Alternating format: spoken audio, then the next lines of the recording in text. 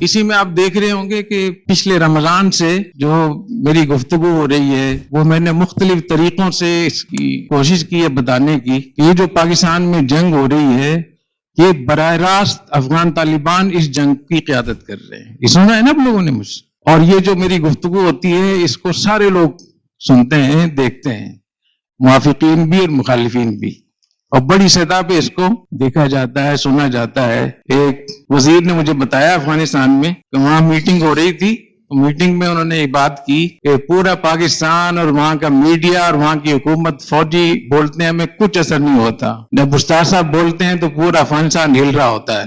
ان کو میرے بارے میں پتا ہے کہ وہاں میں نے وہاں خون دیا ہے, میرے 2 بھائی وہاں شہید ہوئے ہیں, ان کو معلوم ہے کہ خون ایسے کوئی نہیں دے سکتا اکثر کسی کے کہنے پر. وہ پریشان ہوتے ہیں میری باتوں سے. تو میں نے مسلسل اس بات کو زور دیا ہے یہاں کے میڈیا والوں کو, علماء کرام, مشائخ, طلباء, آپ جیسے لوگوں پر کہ یہ جو BLA کے لوگ ہیں یا TTP کے لوگ ہیں یہ ان کے جنگجو ہیں, یہ ان کے ارکارے ہیں. اصل جو پیچھے ذمہ دار لوگ ہیں وہ شیخ عبداللہ صاحب ہیں, ان کی حکومت ہے, ان کی قیادت ہے. اور قیادت میں بھی میں نے بتایا کہ 40 لوگوں میں 7-8 لوگ ہیں جو با اختیار ہیں, اور وہی اس کی پوری قیادت کر رہے ہیں. اس کا بہت اثر ہوا یہاں کی پالیسیوں پہ, یہاں کے میڈیا پہ, اور اچھا خاصا لوگوں نے کھل کے یہ بات کہنا شروع کی. اس سے بہت زیادہ پریشر بڑھا افغانستان کے اوپر کہ یہ بات تو چھپائی گئی تھی. یہی کہا جا رہا تھا کہ اپنی زمین نہیں استعمال کرنے دیں گے, ہم کسی کو اجازت نہیں دیں گے, اور یہ جو لوگ جا رہے ہیں یہ پاکستان کا مسئلہ ہے, پاکستان خود دے گا, ہمارا اس سے کیا تعلق.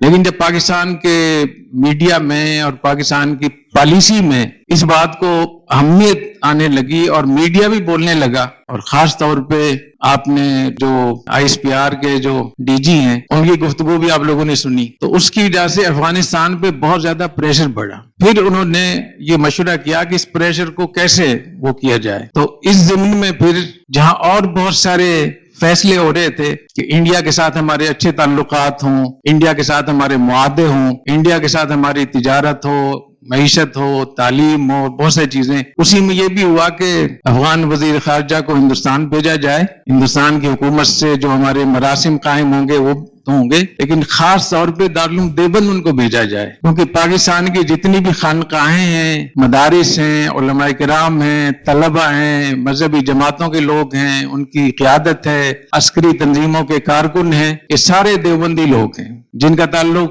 بریلوی مکتب فکر سے. ان کی بات نہیں میں کر رہا.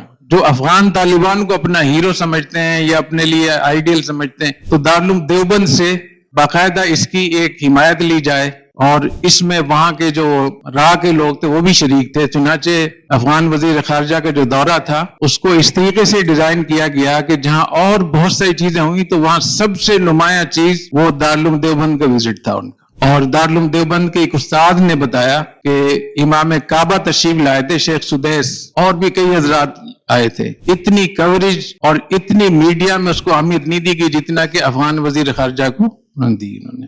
اس کا بنیادی طور پہ مقصد یہ تھا تاکہ یہ ثابت کیا جا سکے کہ ہندوستان کا جو مادر علمی ہے ہم سب کا, دارالعلوم دیوبند وہ افغانستان کے طالبان کو سپورٹ کرتا ہے. اور سب آپ نے دیکھا کہ کتنے بڑے پیمانے پر وہاں کوریج بھی ہوئی اور استقبال بھی. ان کو استقبال کرنا چاہیے, جو بھی جن کا تعلق بھی دارالعلوم دیوبند کے ساتھ ہے, جب وہ جائیں باہر سے تو چاہے وہ جس سے بھی تعلق ہو, ظاہر ہے کہ وہ تو سب کا استقبال کرتے ہیں ہمیشہ سے. لیکن یہاں جس طریقے سے اس کو لیا گیا اور جتنے بڑے پیمانے پر اس کی نشر و اشاعت ہوئی, اس کو وائرل کیا گیا, اس میں یہ تھا کہ دیوبند سے وابستہ لوگوں میں دوبارہ سے ایک یہ چیز پیدا ہوئی جو 5-6 مہینے سے ایک سلسلہ بن گیا تھا, اس کو کمزور کرنے کے ان کے پاس ایک ہتھیار ہاتھ آ گیا. اور آپ نے دیکھا کہ 5-6 مہینے سے حملے کتنے زیادہ شروع ہوئے, بہت زیادہ شروع ہو گئے, دگنے تو ہو ہی گئے.